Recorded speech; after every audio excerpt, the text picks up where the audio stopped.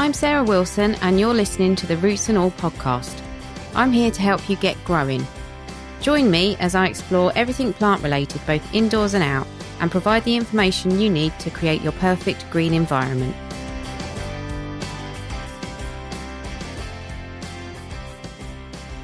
Hello and welcome to this week's episode of the podcast.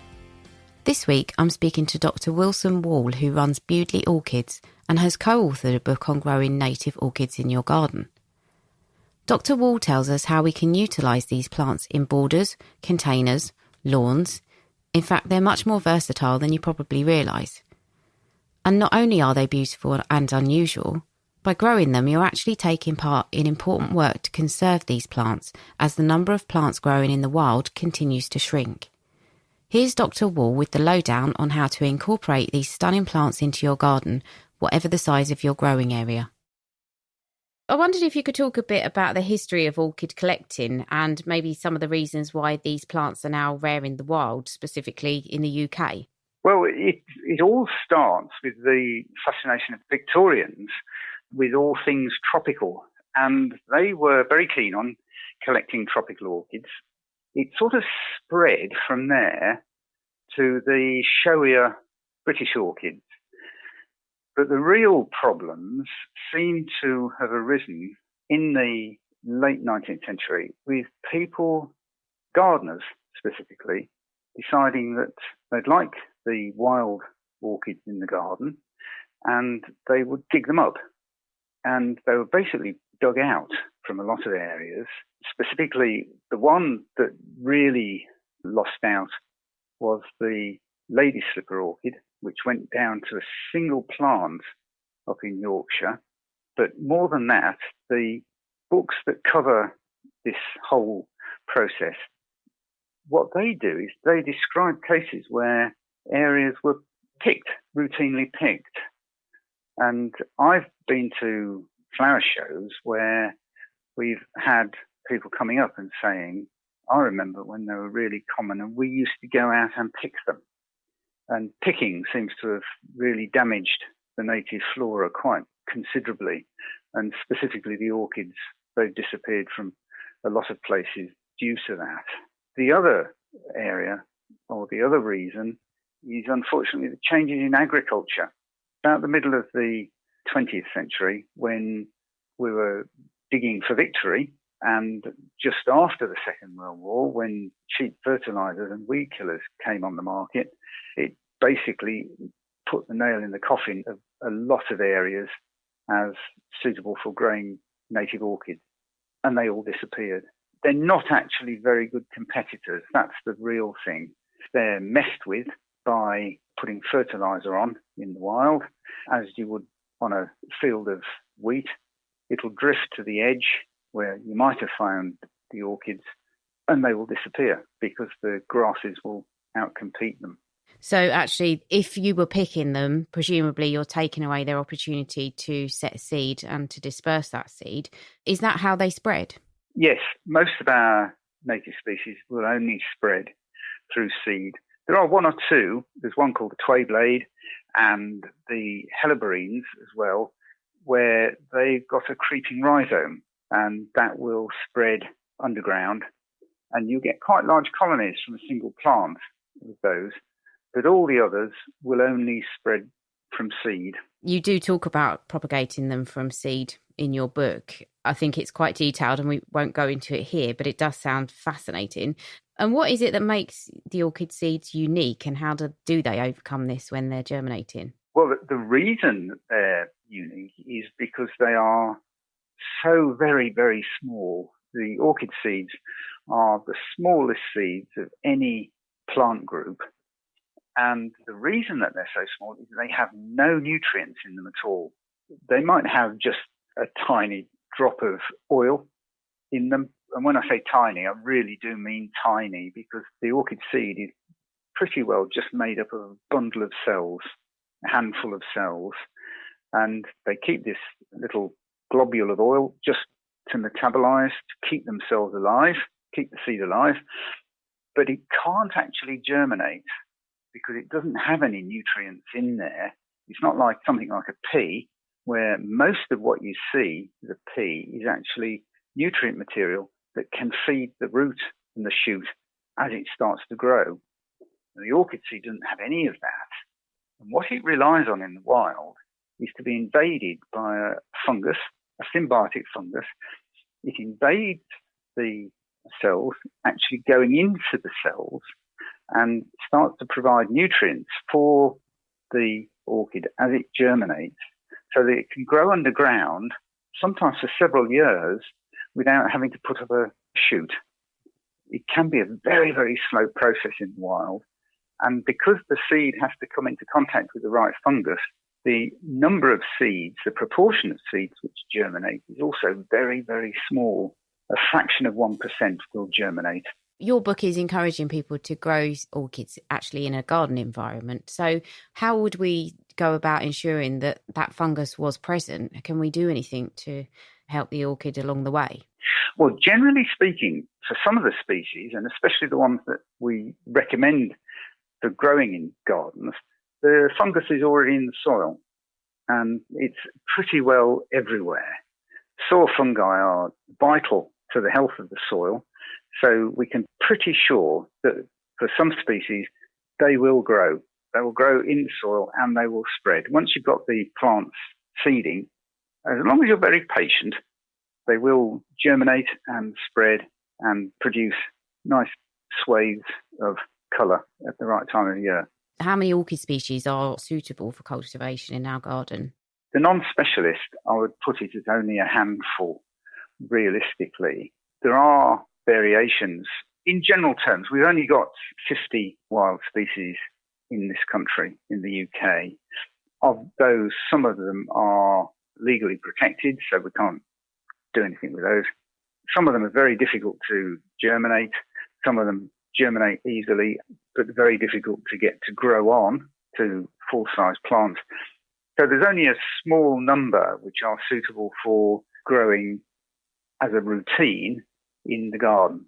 And these are the ones that we try and encourage people to grow, because if they get the excitement, and it is exciting, that the plants flowering and then setting seed and flowering again and producing more plants, they might be inclined to try some of the more difficult species.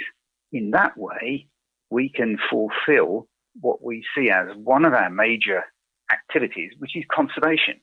And we're basically encouraging people to help in their gardens to conserve these native plants, because they're very beautiful plants anyway. They make lovely garden plants, but they're just very, very uncommon in the wild now. Yeah, there's a big debate at the moment, I guess, to say our gardens are becoming little mini nature reserves. They're kind of like the last preserve of habitat for certain things. So it is important that we look to native species and try to get them established and, as you say, conserve them. So if somebody wanted to start growing orchids, what would be a good one to start with, and what might it need in a garden situation? The very best to start with, if you've never grown a native species, the very best is the common spotted orchid. Now, there's a few orchids that have got the name common, or got common in the name, but they're not actually very common now. They're widespread, and sometimes you'll find quite large colonies of them, but they're not common plants anymore. They're always a surprise when you come across them. And the thing about the common spotted orchid is that it's very easygoing as to what species of symbiotic fungus it requires. And it's also very easygoing as to what sort of soil it grows in. It'll pretty well grow anywhere. So if you can introduce one of those, or some of those, into your garden, you can be pretty sure that they will survive. They should be good, solid plants, and they will survive. Now, there's some others, if you've got some damp patches, which are very closely related, like the southern marsh orchid. And that, again, that's a very easygoing plant, but it doesn't need to be in a situation where it won't dry out.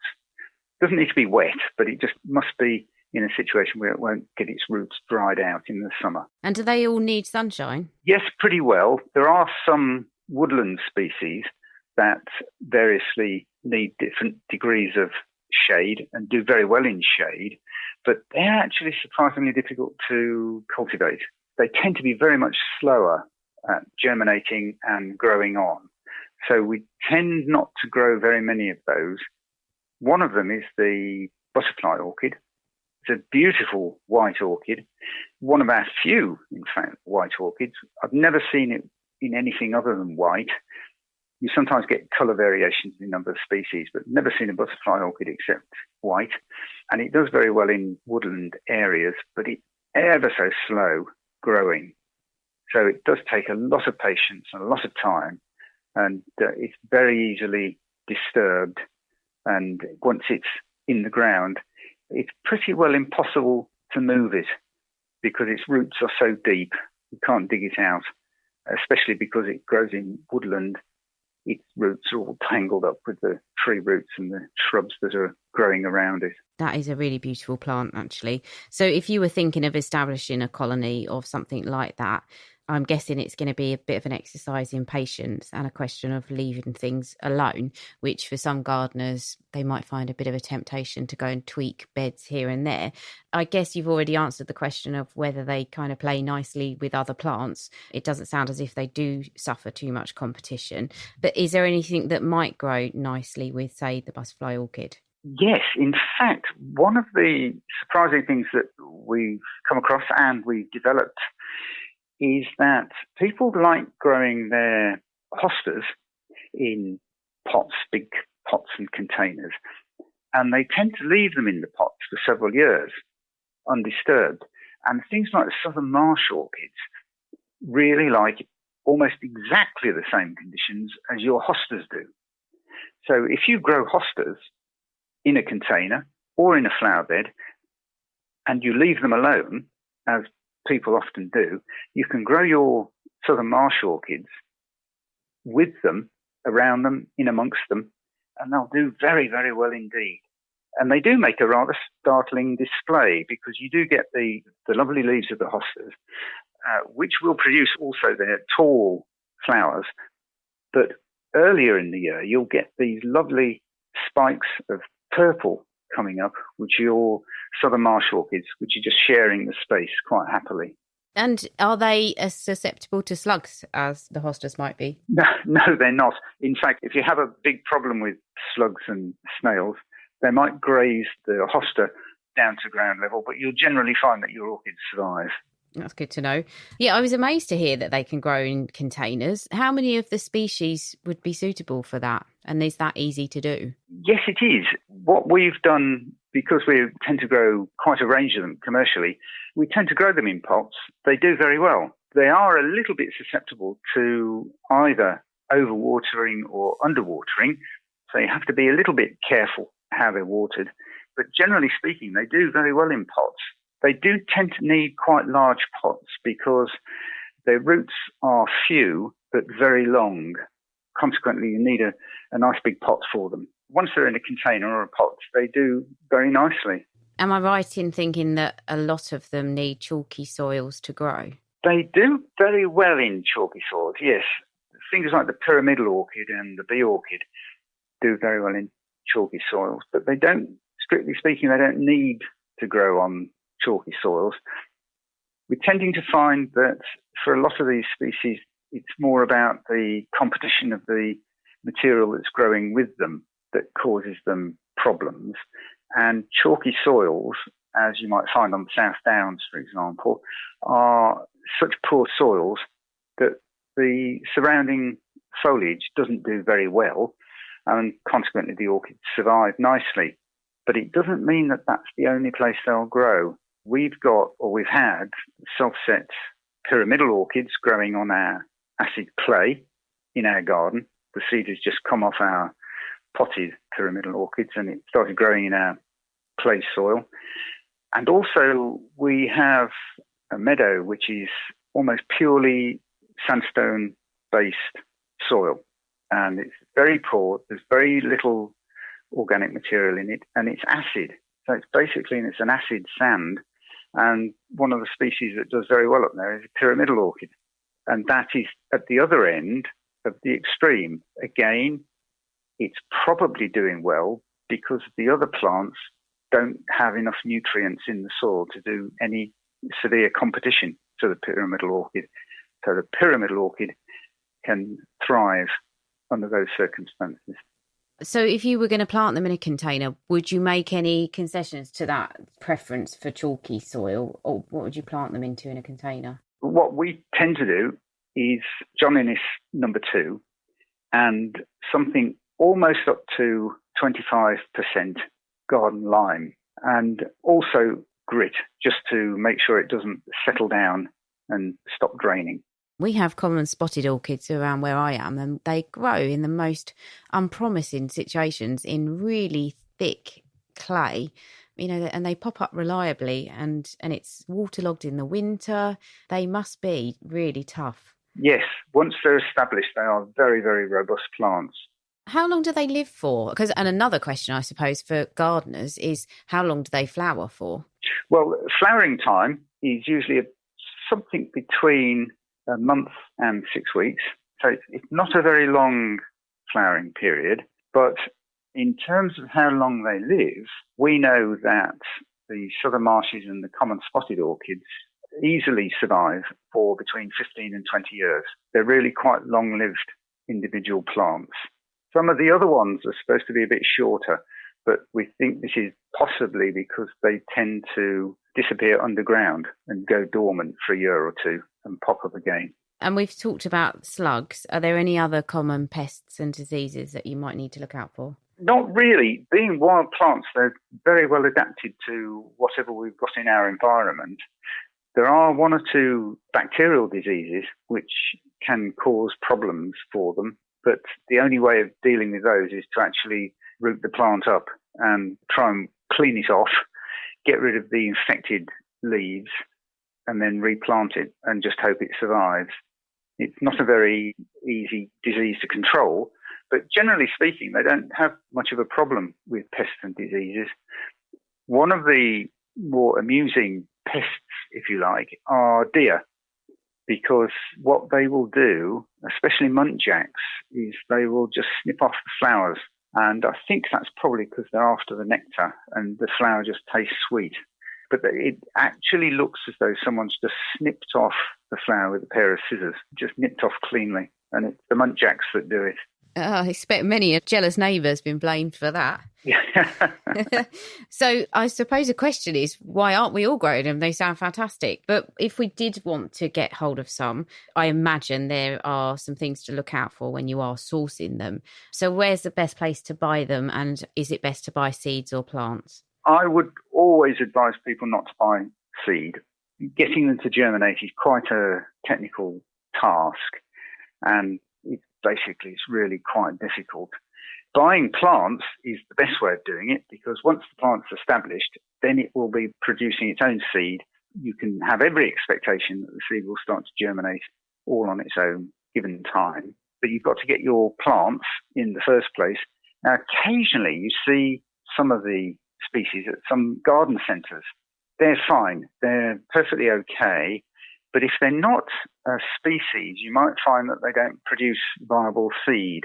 The plants themselves will be quite lovely and they'll have lovely flowers, but the seeds might not be viable. If you grow plants that are species and you want to get them to produce their own seed and germinate, then you've got to go to a specialist grower, of which there aren't very many about. There's laneside orchids in the north of England and Bewdley orchids, of which I am a part, but there aren't actually very many growers of native species suitable for putting into gardens and meadows and recolonising areas. And given the over-collecting that's happened historically, are there any red flags? Is there anything people definitely need to look out for or shouldn't do when they're purchasing them? Well, certainly if somebody's selling them and it looks as though they've come from the wild, then definitely not. That really shouldn't be encouraged. But generally speaking, that doesn't happen. What we do find occasionally is people seem to have dug them up and taken them away. That's quite distressing, because you can be sure that they've probably killed them in the process, because there's really a problem of the roots. The roots have to be very delicate. There's not many of them, so they have to be treated with a great deal of care. But generally speaking, if you can get a grown plant, a cultured plant, and get it into the ground and it survives the first winter, then it'll be established and it'll be yours for a long, long time. Brilliant. So I'm guessing, as we've spoken about meadow and woodland areas, I presume they are the best kind of environment, apart from the containers in the garden. Are there any other environments that we could potentially home them where they'd be happy? You can put them in borders quite easily, but the thing about that is that you've got to make sure that you're not going to disturb the border. That's the thing. It needs to be kept as a border in exactly the same condition, because these plants really don't like being disturbed a great deal. What people quite often do is they naturalise them into their lawns. That's always a great treat and a good excuse not to mow your lawn. Yeah, I was just going to say, do you have to leave them as you would daffodils, for example, for the foliage to die down before you would mow? Yes, you do. If you've got them in your lawn, then you just wait until they've set seed and then you just run the mower over them. Yeah, easy peasy. As I said, I don't know why we're not all growing them. It's crazy. So where can people find out more about you? And could you just give us the title of your book and where people can get hold of that too? Yes, certainly. The book is called How to Grow Native Orchids in Gardens Large and Small, and it's available from Amazon or from Green Books, who are the publisher. You can order them from bookshops as well, because Green Books is a big publisher, so it's got quite a wide distribution. And if they wanted to reach out to you or to Bewdley Orchids, do you have a website? I do indeed, yes. It's bewdleyorchids.com. Simple as that. It was a pleasure to speak to Dr. Wall, and thank you to him for taking the time to tell us all about native orchids. And of course, thanks to you for listening, and I'll catch you next Tuesday.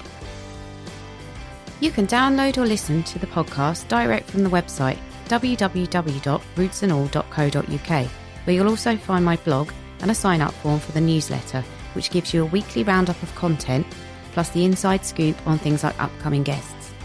Or you can subscribe wherever you normally get your podcasts. Email me with comments and feedback at podcast@rootsandall.co.uk. Follow me on Twitter, Roots and All, Facebook, Roots and All UK, and Instagram, Roots and All Pod. But please also check out my Patreon, where you can make a one-off donation or take out a monthly subscription to help support my work, because if you like what I do, please help me to continue doing it. Even if you make a one-off donation of £1, trust me, it all helps and I will be immensely grateful. So please go to Patreon and search for Roots and All.